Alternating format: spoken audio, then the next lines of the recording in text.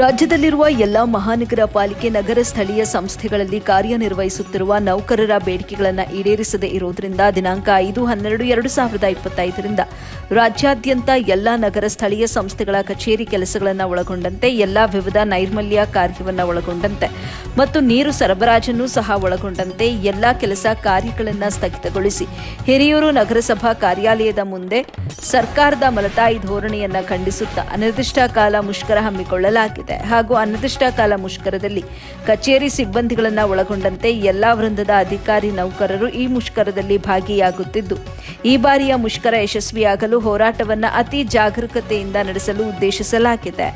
ನಗರ ಆರಕ್ಷಕ ಠಾಣೆ ಹಾಗೂ ನಗರ ತಹಶೀಲ್ದಾರ್ ಕಚೇರಿವರೆಗೂ ಜಾಥಾ ನಡೆಸಿ ಈ ಮೂಲಕ ಮುಷ್ಕರ ನಡೆಸಲು ಅನುಮತಿ ನೀಡುವಂತೆ ಕೋರಲಾಯಿತು. ಹಿರಿಯೂರು ಕರ್ನಾಟಕ ಪೌರ ನೌಕರರ ಸಂಘ ಅಧ್ಯಕ್ಷ ಹನುಮಂತರಾಜು, ಗೌರವಾಧ್ಯಕ್ಷರು ಪಾಂಡುರಂಗಪ್ಪ, ಜಿಲ್ಲಾ ಪ್ರಧಾನ ಕಾರ್ಯದರ್ಶಿ ಕೆ ರಮೇಶ್, ಉಪಾಧ್ಯಕ್ಷರು ಶಿವಣ್ಣ, ಮಾಜಿ ಅಧ್ಯಕ್ಷರು ದುರ್ಗೇಶ್ ಹಾಗೂ ಕಾರ್ಯದರ್ಶಿ ಜನಾರ್ದನ್ ಕರಡಿ, ಖಜಾಂಚಿ ಎಸ್ ರಮೇಶ್,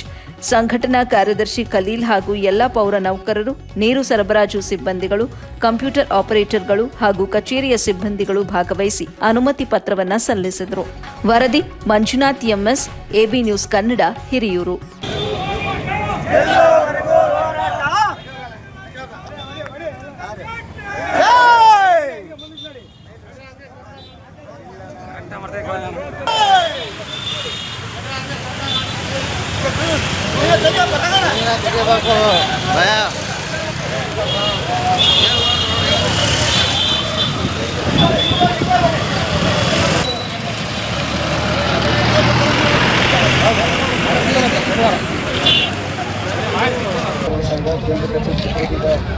ಸಂಖ್ಯೆಯಂತೆ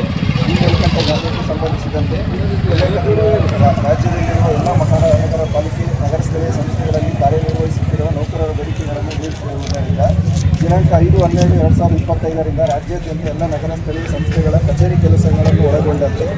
ಎಲ್ಲ ವಿವಿಧ ನೈರ್ಮಲ್ಯ ಕಾರ್ಯವನ್ನು ಒಳಗೊಂಡಂತೆ ಮತ್ತು ನೀರು ಸರಬರಾಜನ್ನು ಸಹ ಒಳಗೊಂಡಂತೆ ಎಲ್ಲ ಕೆಲಸ ಕಾರ್ಯಗಳನ್ನು ಸ್ಥಗಿತಗೊಳಿಸಿ ಹಿರಿಯೂರು ನಗರಸಭಾ ಕಾರ್ಯಾಲಯದ ಮುಂದೆ ಸರ್ಕಾರದ ಮಲತಾಯಿ ಧೋರಣೆಯನ್ನು ಖಂಡಿಸುತ್ತಾ ಅನಿರ್ದಿಷ್ಟ ಕಾಲ ಮುಷ್ಕರ ಹಮ್ಮಿಕೊಳ್ಳಲು ಉದ್ದೇಶಿಸಿದ್ದು ಹಾಗೂ ಈ ಅನಿರ್ದಿಷ್ಟ ಕಾಲ ಮುಷ್ಕರದಲ್ಲಿ ಕಚೇರಿ ಸಿಬ್ಬಂದಿಗಳು ಒಳಗೊಂಡಂತೆ ಎಲ್ಲ ವೃಂದದ ಅಧಿಕಾರಿ ನೌಕರರು ಈ ಮುಷ್ಕರದಲ್ಲಿ ಭಾಗಿಯಾಗುತ್ತಿದ್ದು ಹಾಗೂ ಈ ಬಾರಿ ಮುಷ್ಕರ ಯಶಸ್ವಿಯಾಗಲು ಹೋರಾಟವನ್ನು ಅತಿ ಜಾಗೃತಿಯಿಂದ ನಡೆಸಲು ಉದ್ದೇಶಿಸಿದ್ದು ಮುಷ್ಕರ ನಡೆಸಲು ಅನುಮತಿ ನೀಡುವಂತೆ ಈ ಮೂಲಕ ತಮ್ಮಲ್ಲಿ ವಿನಯಪೂರ್ವಕವಾಗಿ ಕೋರುತ್ತೇವೆ. ಕರ್ನಾಟಕ ರಾಜ್ಯ ಪೌರ ನೌಕರರ ಸಂಘ ಹಿರಿಯೂರು ಶಾಖೆಯಿಂದ ಡಿ ಹನುಮಂತರಾಜ್ ಅಧ್ಯಕ್ಷರು ಹಾಗೂ ಜನಾರ್ದನ ಕರಡಿ ಕಾರ್ಯದರ್ಶಿ ಹಾಗೂ ಅನಿರ್ದಿಷ್ಟ ಕಾಲ ಮುಷ್ಕರ ಹಮ್ಮಿಕೊಳ್ಳಲಾಗಿದೆ ಅಂತೇಳಿ